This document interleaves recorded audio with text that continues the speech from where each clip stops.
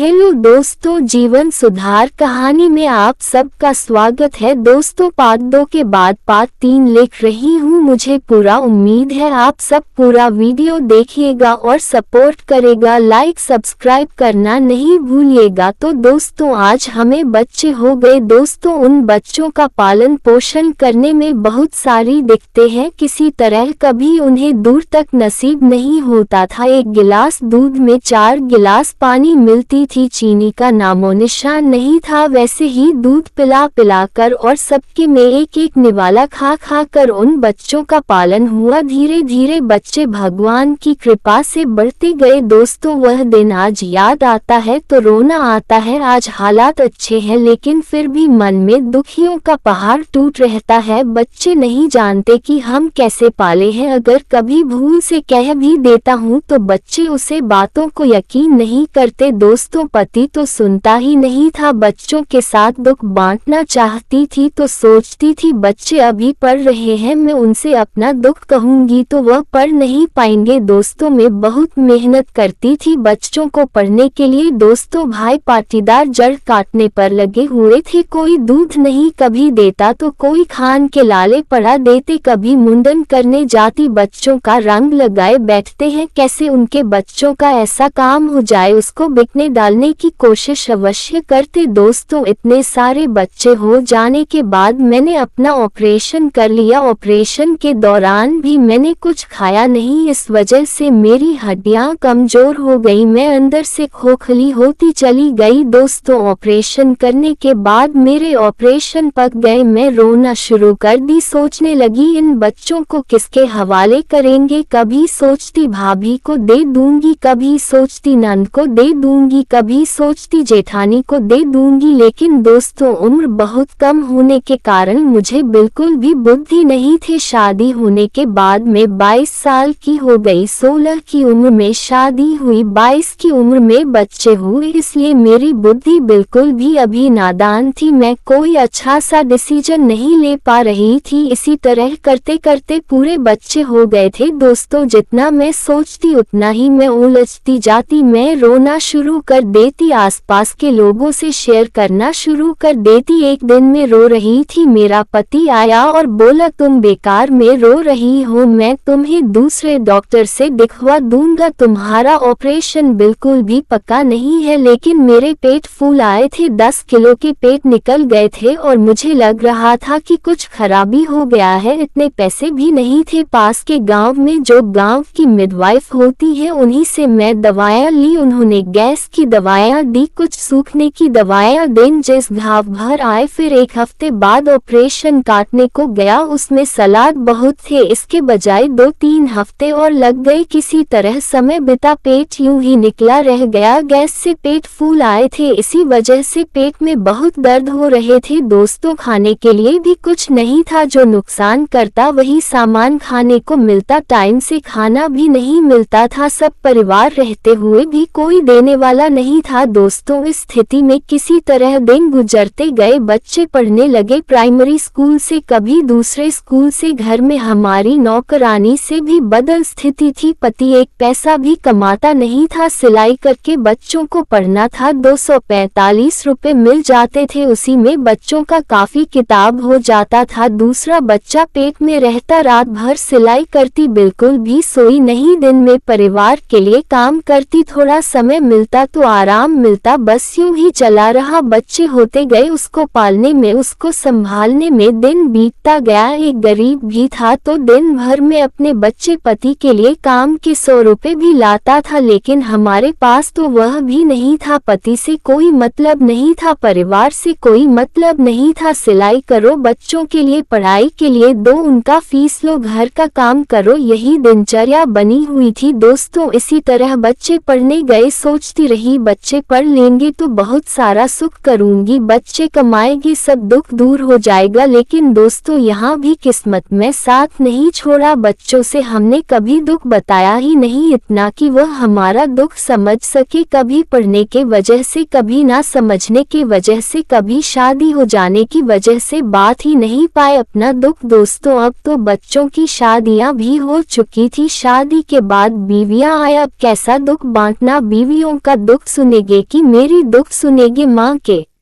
लिए तो वैसे भी समय निकालना मुश्किल हो जाता है। बच्चों के लिए बीवियां बात करना भी मन से पसंद नहीं करती, वही अपनी माँ की बात आती है तो सब समय निकल जाता है। ऐसे ही दुनिया है दोस्तों, जिस बच्चों को इतने दुख से पालो उनके पास माँ के लिए समय ही नहीं होता। दोस्तों, उनकी बीवियां कैसी थी, अपने सासू माँ के साथ कैसा व्यवहार रखनी थी, पार्ट 4 में मैं आप लोगों को सब बताऊंगी। दोस्तों, उपन्यासिक कहानियां हैं आप लोगों के लिए दुनिया दिखाने जैसा। ये कहानी अपने आप में एक प्रेरणा ही लाती है और सबक ही सिखाती है। दुनिया में कोई किसी का नहीं है, चाहे वह खुद का बच्चा ही क्यों ना हो। दुनिया शोहरत का साथ ही है दोस्तों, इसलिए अपने आप पर भरोसा रखना, अपने आप को समझना बहुत जरूरी है। दोस्तों, मैं अगले वीडियो में आपसे मिलेगी, अगले कहानी में आपसे और भी रोमांटिक इसका पार्ट लेकर आऊंगी। लेकिन एक रिक्वेस्ट है कि आप बार बार के लाइक सब्सक्राइब करिए, जिससे मैं इसके आगे की और भी आप बीती कहानी लिख सकूं। दोस्तों, आप लोगों की इच्छा होगी तो मैं आपसे जरूर लाइव में भी बात करूंगी। मिलते हैं अगले वीडियो में, तब तक के लिए नमस्कार एवं धन्यवाद।